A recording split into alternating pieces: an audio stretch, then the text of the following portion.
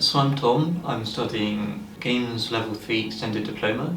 So my focuses are design and programming. I've been focusing on them for about 3 years, one at DV8, two on my own.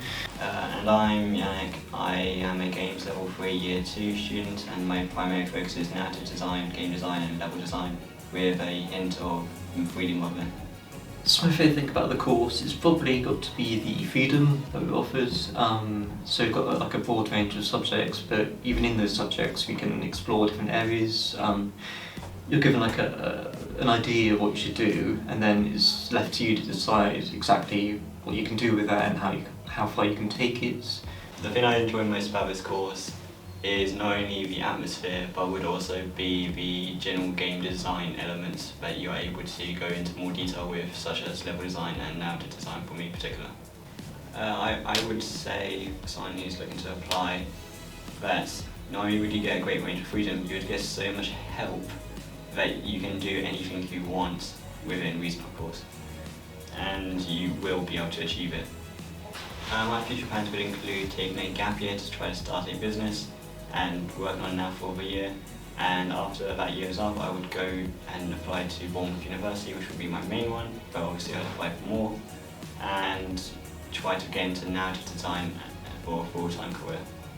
So if you're looking to apply for games development at DV8, you'll have a lot of different options in the courses. So for example, Yannick here, he's more interested in narrative and perhaps design maybe, he said. But I'm more interested in like programming and also design. So even though we've got fairly different interests, we can like explore them inside the course. There's not only just a lot of options, but the ability to work as a team in different projects is heavily recommended. So not only would you be able to find people with different skill sets, but you'd be able to build upon your own with the help of others who have similar skill sets. So I made this model in a program called Magic of Voxel. It uses little blocks, you can sort of see them. I did mostly in my free time, but originally it was actually a task from the college. So the task was just to make this Pokemon, or any Pokemon, and then I slowly built up the environment and did the lights and trees and sort of took it a step further than the original goal. So this is a spaceship that I worked on as a warm activity in college.